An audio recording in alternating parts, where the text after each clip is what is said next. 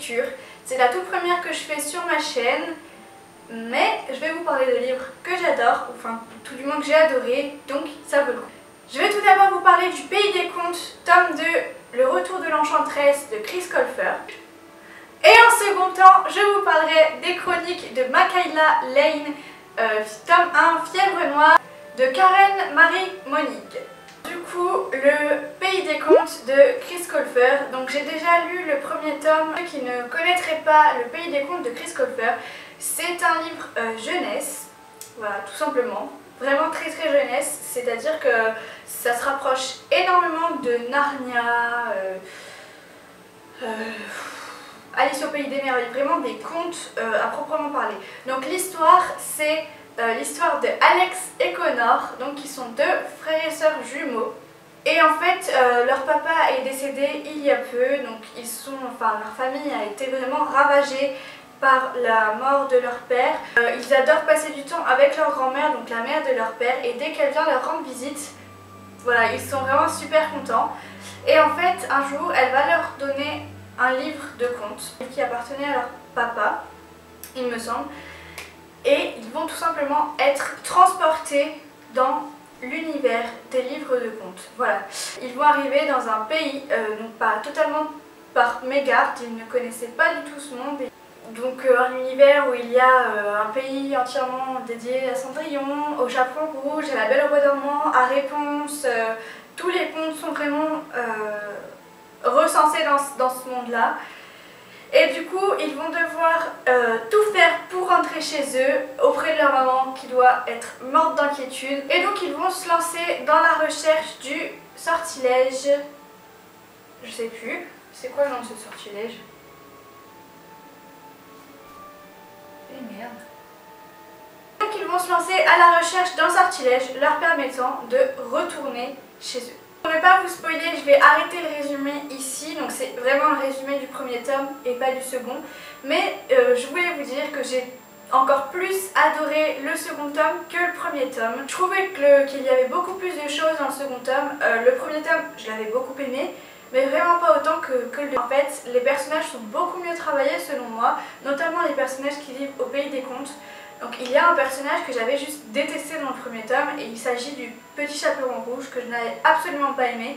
Mais là, dans le second tome, elle est beaucoup mieux mise en avant, et vraiment on s'attache à ce personnage qui prend vraiment tout son sens dans l'histoire. Elle est incroyablement drôle, elle est hyper charismatique, c'est un des meilleurs personnages je trouve de l'histoire personnellement, c'est Rouge. Mon second personnage préféré c'est Connor, donc le frère jumeau garçon. Pareil, Connor est hyper rigolo mais en même temps il est super sage. Et on sent que ouais, il y a déjà une super grande sagesse en lui alors qu'il est jeune. Mais pourtant il garde toujours ses objectifs en tête et vraiment il se donne les moyens d'arriver à ce qu'ils veulent faire en fait. Et quand tout le monde perd espoir en fait, bah Connor est là pour motiver tous les autres, et c'est ça que j'adore dans ce personnage.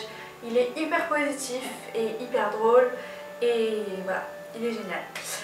En revanche, j'aime beaucoup moins le personnage de Alex, que je trouve vraiment représente la caricature de la petite fille modèle, qui a des bonnes notes à l'école, qui est parfaite, qui a plein de rêves dans la tête, nanani, nanana. Et encore moins à la fin, pour ceux qui l'auront lu, vous saurez, je trouve que le choix qu'elle fait à la fin est absolument ridicule et je ne le comprends absolument pas. Je trouvais que c'était vraiment un peu trop, du coup, cette fin. Et c'est peut-être un petit peu le point noir pour moi par rapport à ma lecture. Dans ce second tome, on se rend compte aussi que les enfants ont beaucoup mûri. Néanmoins, je trouve qu'ils sont un peu trop quand même adultisés, si je puis dire. Mais tout au long du livre, je trouve qu'on leur laisse quand même beaucoup trop le choix sur certaines choses, que vraiment ils sont considérés des fois comme des adultes à part entière, et tout est normal. Ce que j'ai beaucoup plus apprécié dans ce second tome aussi, c'est du coup le méchant, qui est l'Enchanteresse. Il faut bien qu'on se rende compte que, enfin c'est ce qu'on s'en est rendu compte aussi dans le tome 1, dans cette histoire en fait, tout simplement on se rend compte que tout n'est pas blanc ou tout n'est pas... Les fées ne sont pas parfaites, et les méchants ne sont pas juste nés méchants et ils sont méchants comme ça. Non, il y a un enchaînement d'événements en fait qui font que le destin n'est pas de leur côté et que finalement leur personnalité change et qu'ils deviennent les méchants. On se prend vraiment d'attachement pour les méchants et on se dit mais on a de la peine pour ce qui leur est arrivé et finalement on se rend compte que les gentils ont vraiment leur part de responsabilité dans ce qui leur arrive. Et ça, c'est ce qui est vraiment très intéressant dans ces livres. Et je pense que c'est super du coup de faire lire ça à des enfants pour leur montrer que rien n'est toujours tout blanc ou tout noir. Ce que j'ai adoré, c'est aussi le fait qu'ils partent tous en aventure, enfin tous. En grande majorité, il y a plein de personnages qui se retrouvent et qui partent à l'aventure ensemble. Tandis qu'au premier tome, c'était vraiment plus Alex et Connor qui étaient tous les deux et qui se battaient pour s'en sortir. Là, c'est vraiment un groupe et ils sont tous soudés. Et ça, j'ai vraiment aimé ce côté aventure à plusieurs, voilà, à bord d'un bateau ou je sais pas quoi. Ça, c'est vraiment ce que j'ai adoré. Donc en résumé, Chris Colfer a vraiment une plume très agréable à lire, très simple. Mais pourtant, on n'a pas non plus l'impression de s'ennuyer à lire un livre pour les enfants. C'est vraiment un livre, si on aime les contes, les Disney, les trucs fantastiques, on aime rêver, ce livre vraiment peut correspondre à tout le monde, pas uniquement aux enfants. Et je vous conseille sincèrement de lire Le Pays des Contes si vous ne l'avez pas lu ou si vous n'en avez jamais entendu parler. Chris Colfer est vraiment super intéressant et en plus il arrive à nous surprendre sincèrement dans les personnages qu'il a créés par rapport aux personnages de contes, dans aussi les chutes, les histoires, tout ça. On est toujours surpris même s'il y a certaines petites choses qu'on s'attend à voir apparaître dans l'histoire. C'est vraiment surprenant. Le second livre dont je vais vous parler aujourd'hui, c'est un livre que je viens tout juste de terminer ce week-end et il s'agit des Chroniques de Makaila Lane, donc le tome 1, Fièvre Noire, de Karen Marie Moïse. C'est un livre de Urban Fantasy si je ne me trompe pas. Et donc là, contrairement à Le Pays des Contes, je ne le conseille absolument pas aux enfants, hein, évidemment. J'ai juste adoré ce livre, vraiment. J'ai adoré ma lecture, surtout que je me suis un peu lancée dans cette lecture un peu comme ça, voilà, ça parlait. Et les toutes premières pages, je me suis dit oulala, ça va être super compliqué, je vais rien comprendre. Elle commence un peu à présenter l'univers. Donc les Chroniques de Makaila Lane, Fièvre Noire, il s'agit de l'histoire de Mac, donc Makaila Lane, va apprendre subitement le décès de sa sœur qui était partie étudier à Dublin. Et en fait cette nouvelle va tout simplement bouleverser sa vie et sa vie de famille. Ses parents vont être anéantis et Mac va n'avoir qu'une seule idée en tête, c'est retrouver l'assassin de sa sœur. Toute la vie de ses parents, elle va se rendre à Dublin également dans l'espoir de retrouver l'assassin et de le faire enfermer, puisque la police de Dublin a fait un peu cesser les recherches et rien n'aboutissait vraiment. Déjà, elle va se retrouver confrontée à des choses qu'elle ne comprend pas, toute seule à Dublin, des choses paranormales. Elle va voir des sortes de monstres entre guillemets qui sont les Fae et en fait de fil en aiguille elle va rencontrer un jour Jericho Barons qui est l'homme qui va tout simplement lui faire découvrir le monde dans lequel sa sœur a été tuée entre guillemets. C'est un peu dur à expliquer. Il n'y a pas que des humains sur Terre, au contraire. Qu'il y a des Fae et que ces Fae sont très dangereux et que l'avenir de la planète dépend tout simplement de l'invasion des Fae sur Terre qui est en train de se produire. Mac est un personnage vraiment hors du commun. Je trouve qu'à la fois c'est un peu une Barbie girl, c'est-à-dire qu'elle s'habille toujours en rose, elle est blonde avec de grands cheveux, voilà un petit peu la bomba du lycée.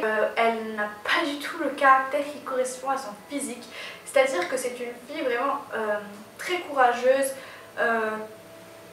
Elle n'a peur de rien, mais pourtant, elle a peur de plein de choses, mais elle ne se laisse pas décourager par sa peur et elle y va. Et en fait, son seul objectif, c'est vraiment de trouver l'assassin de sa sœur et elle va se donner tous les moyens possibles et imaginables pour y arriver. Rien que pour ce personnage-là, vous devez lire le livre parce qu'elle est vraiment top. Barons, c'est aussi un personnage vraiment génial. En fait, les deux personnages principaux, donc elle et Mac et Barons, sont vraiment très travaillés et je trouve que ce sont des personnages qu'on n'a pas forcément l'habitude de voir. C'est pas un peu le cliché du personnage masculin et féminin. il est vraiment complètement insensible à tout, dans sa vie, là, dans sa vie bizarre un peu. L'auteur met quand même pas mal de temps avant de nous dévoiler ce qui se passe en réalité à Dublin.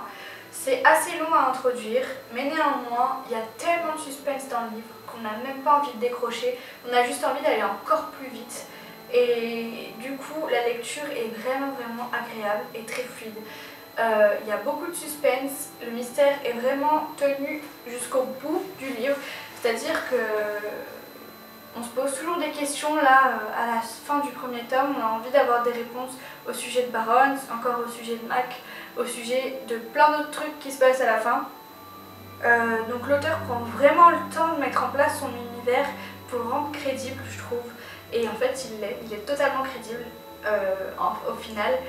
La mythologie qui est instaurée dans ces livres, c'est une mythologie qui se rapproche de l'univers irlandais et de la mythologie gaélique, celtique. C'est assez sombre quand même, puisque du coup, en fait, c'est vrai que Mac se met souvent dans des situations où on se dit qu'elle s'en sortira jamais. Combien de fois je me suis demandé si elle allait mourir, parce que c'est assez pesant, c'est assez sombre. Et elle a clairement une grosse épée Damoclès qui est au-dessus de sa tête et on se demande quand est-ce que ça va lâcher. Même si vous aimez le suspense ou alors voilà cette atmosphère assez pesante, assez lourde et assez flippante, n'hésitez pas, ce livre est fait pour vous. Donc voilà, c'est tout ce que j'avais à vous dire à propos du Pays des Contes et de Fièvre Noire. Sur ce, je vous souhaite à tous une très bonne semaine et je vous dis à très vite dans une prochaine vidéo. Bye!